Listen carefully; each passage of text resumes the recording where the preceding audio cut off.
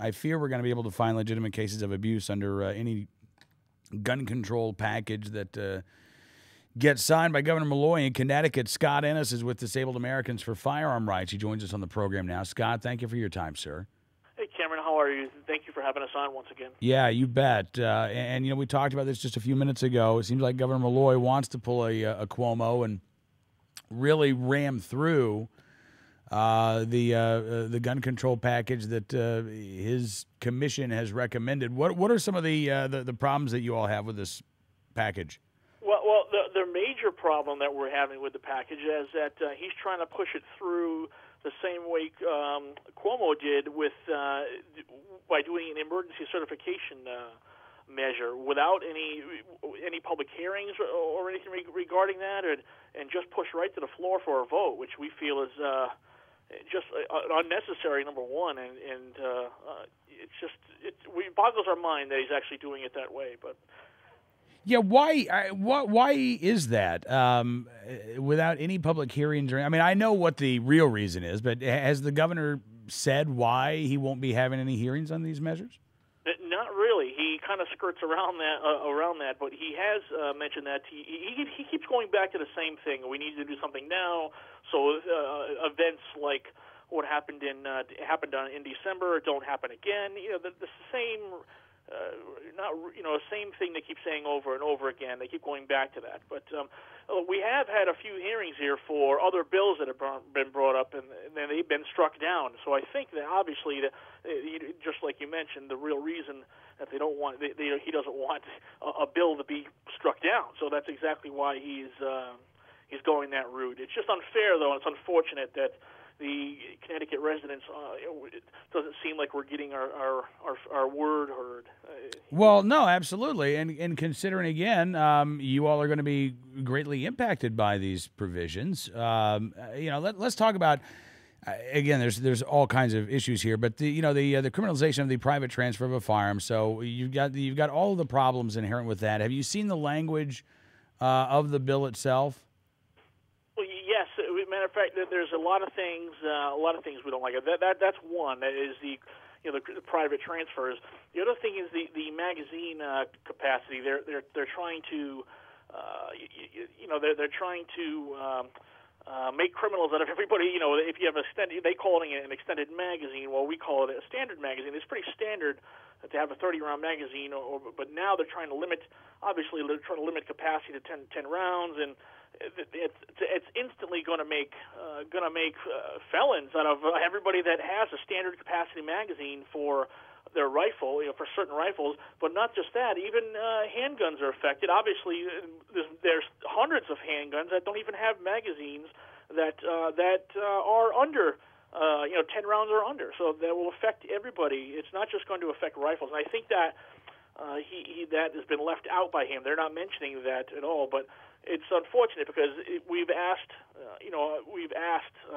him and other senators and representatives, well, what about grandfathering? And he's not open to grandfathering for that. And it's just unfortunate because, like I said, it's going to create it essentially will create felons out of people that just for magazine capacity, which is crazy to me. It is crazy. And, again, we've just seen the problems in the bill signed by Governor Hickenlooper in Colorado, where, supposedly this was their moderate stance. This was supposedly only going to be a 15-round limit. But in essence, if a magazine is, quote-unquote, readily convertible or readily converted to accept more than 15 rounds, then it's an illegal magazine. You're not allowed to possess it legally. And, we've seen the problems with the magazine ban in New York where they said, well, it's going to be 7 rounds. And now Governor Cuomo says, well, all right, we can't actually mandate that because there's no way people can get 7-round magazines. So you can have a 10-round magazine, but you can only put 7 rounds in it,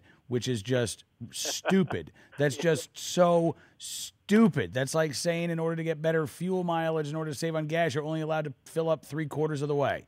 I mean, that's just so ridiculous, Scott. But this is where they are right now. So I know that there are going to be problems with this provision in Connecticut, too.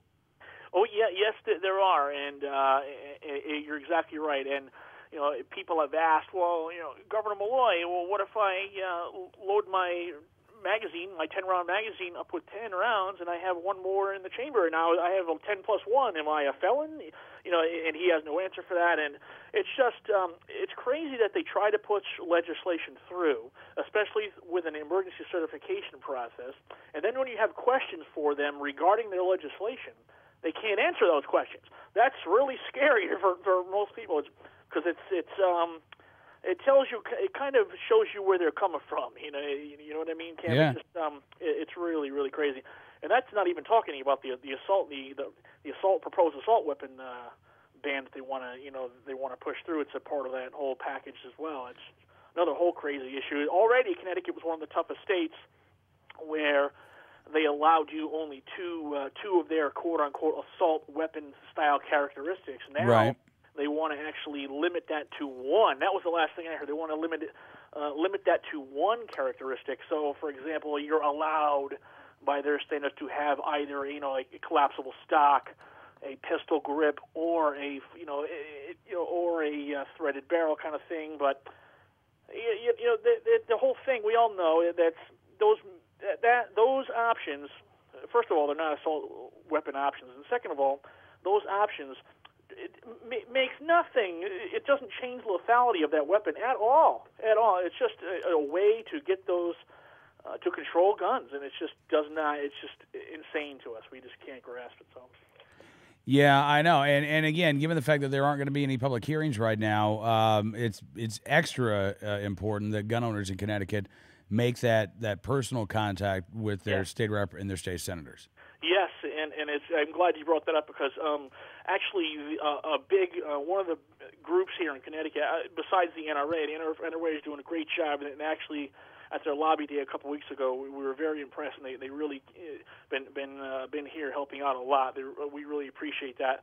But not just that, there's another group here in Connecticut called CCDL, which is the Connecticut Citizens Defense League, and I'll give them a quick plug if you don't mind, but their website is ccdl.us, and they can actually see all the bills that are been coming through and see what committee they're in, those bills are at, and then see they can contact everybody's representative and senator right from their website there. So they've been very active, and Scott Wilson is the president over there. They're doing a really, really good job, and we appreciate that too. But yeah, it's just crazy the things that they're trying to push through. It just boggles the mind. Absolutely. Well, listen, Scott, glad you can be with us on the program this afternoon. Thank you so much, and again, we'll be talking very soon. I know. We'll see. Next week, apparently, this is. I said everybody's talking about next week. We're gonna see something. So we'll stay in contact. Absolutely. Best of luck to you, Scott. Thank you again for your time, sir. Thank you, Cameron. We really appreciate it. Thanks, guys.